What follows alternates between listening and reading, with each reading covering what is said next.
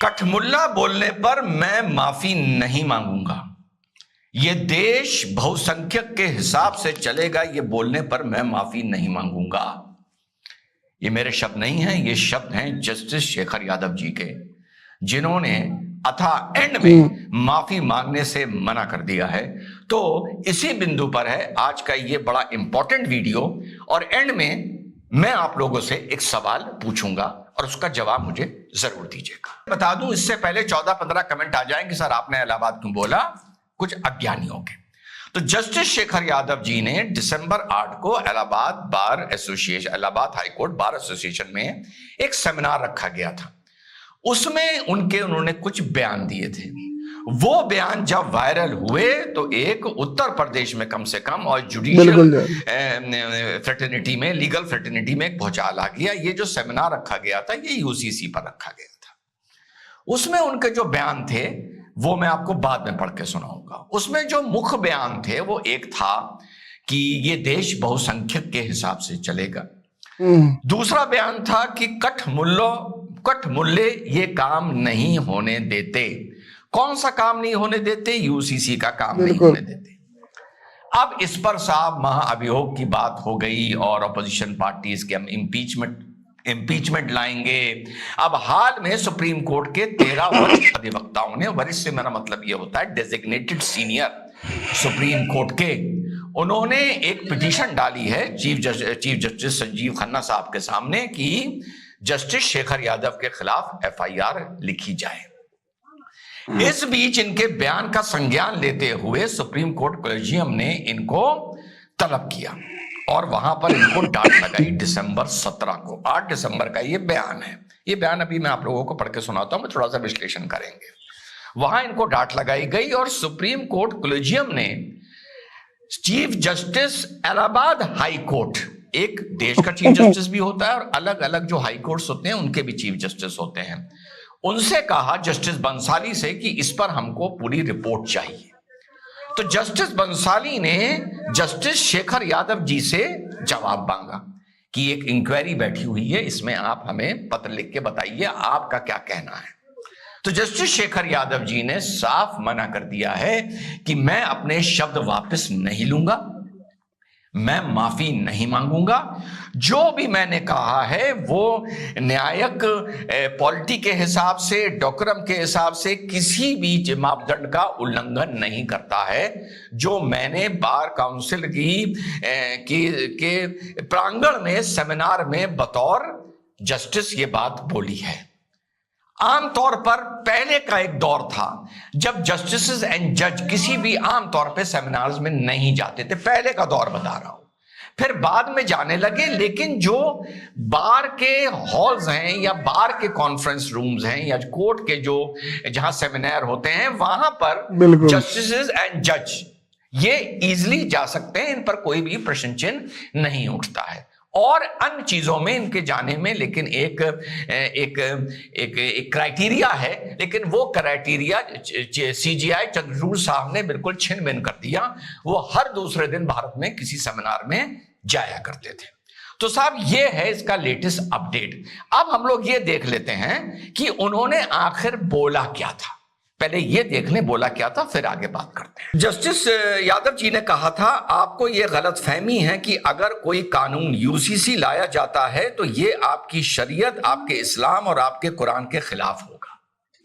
ठीक, लेकिन मैं एक बात और कहना चाहता हूं, चाहे वो आपका पर्सनल लॉ हो, हमारा हिंदू लॉ हो, आपका कुरान हो या हमारी गीता हो, जैसे कि मैंने कहा हमने अपनी प्रथाओं की बुराई को दूर किया है। कमियां थी दुरुस्त कर लिए हैं, छुआछूत थी, जौहर था, कन्या भ्रूण हत्या थी, वगैरह वगैरह। हमने उन सभी मुद्दों को ठीक किया है।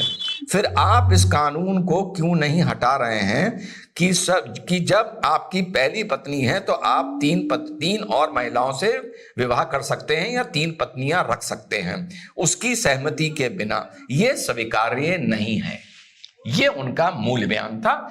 इसके बाद 2 लाइन थी, बिल्कुल एग्जैक्ट बता दूं कि ये देश बहुसंख्यक के हिसाब से चलेगा, और दूसरा ये था कि ये काम कठमुल्ले नहीं होने दे रहे हैं या कठमुल्ला इसके खिलाफ है। प्रथम दृष्टिया जो उन्होंने दो बातें बोली, जो उन्होंने जो एग्जैक्ट उनका वो था, मैंने आपको पढ़ के बता दिया कि ये देश बहुसंख्यक के हिसाब से चलेगा। जर्मी बेंथम की थ्योरी है the highest happiness of the highest number. Democratic country का सबसे आसान जो तरीका है डेमोक्रेटिक कंट्री को चलाने का, वो ये है कि जितनी भी तुम्हारी जनसंख्या है, तुम जो भी पॉलिसी नीति लाओ वो अधिकतर लोगों को संतुष्ट करनी चाहिए, खुश करनी चाहिए। अब क्या भारत में ऐसी कोई बहुसंख्यक नीति ला सकता है कि ईसाई चर्च नहीं जाएगा, मुसलमान मस्जिद नहीं जाएगा, मुसलमान नमाज नहीं पढ़ेगा, मुसलमान हज पे नहीं जाएगा? नहीं ला सकता, नहीं ला सकता।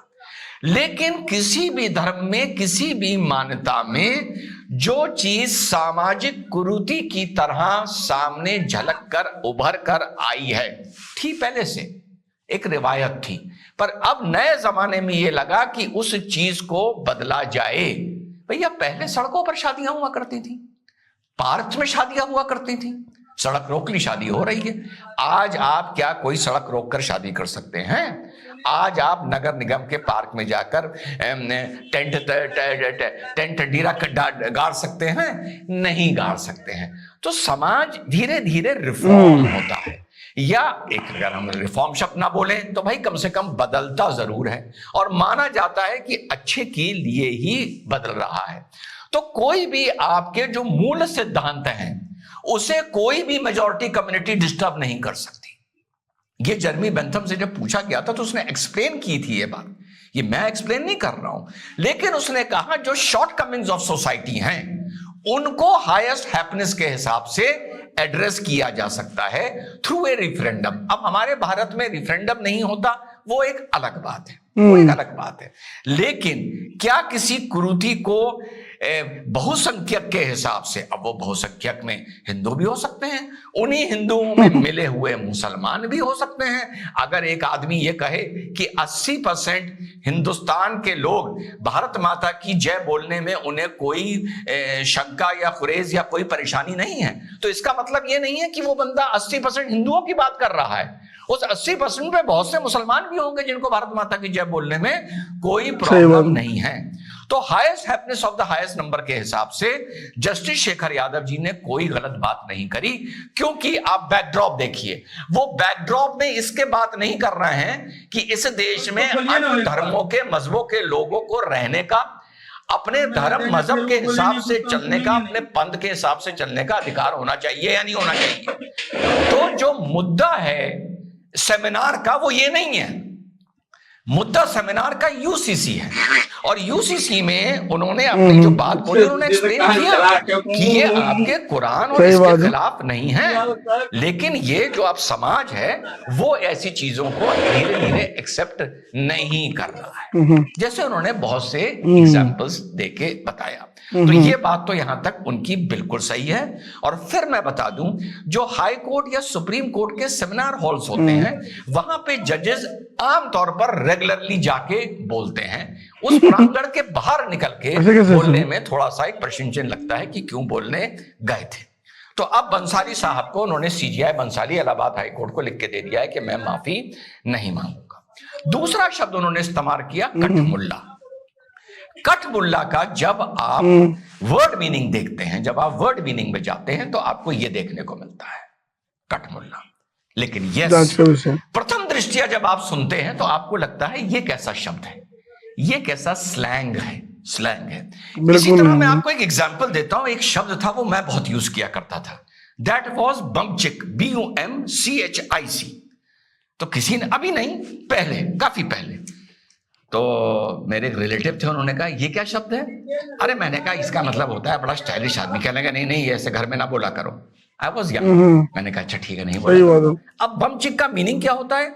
Refers to a person whose sense of style and fashion may be disorderly, nonsensical and random, but still nonetheless looks cool, fashionable and in style. लेकिन ये ऐसा शब्द है जब आप समाज में बोलेंगे, कभी कभी यहां मेरे वीडियो में भी मुंह से मेरे निकल जाता है, तो दूसरे को लगेगा कि थोड़ा सा यार वैसा लगेगा कि ये शब्द कैसे बोला गया, बमचिक। तो इसी तरह का शब्द है कठमुल्ला। But cut mullah does not, mullah is also a surname. Mullah does not always mean a mullah. But anyway, जो आपको मैंने मीनिंग दिखाई वो ये है कि एक ही बहुत ही staunch, stupid, bigot, एक बहुत ही सख्त आदमी जो किसी की सुनने को तैयार नहीं है, वो कहता है जो मैं कह रहा हूं स्पेशली धर्म मजहब के बारे में वो ही सही है। तो ये मीनिंग कोई इस तरह इसका कोई गंदा अब्यूसिव मतलब नहीं है। जैसे मैंने एक एग्जांपल देना पड़ा आज आपको कि बमचिक का मीनिंग कोई अब्यूसिव नहीं है, लेकिन अगर रिजवान अहमद उसको कहीं समाज में बैठकर बोलेंगे तो वो अच्छा नहीं माना जाएगा, प्रथम दृष्टि अच्छा नहीं माना जाएगा। योगी महाराज का सिस्टम है भाई, तो डिक्शनरी दिखा लो, अर्बन डिक्शनरी निकालो, उसमें ये लिखा है, इसमें ये लिखा है, तुम लोग कैसे कह रहे हो कि ये शब्द गलत है। तो ऐसे बहुत से शब्द हैं जो मैं मानता हूं जो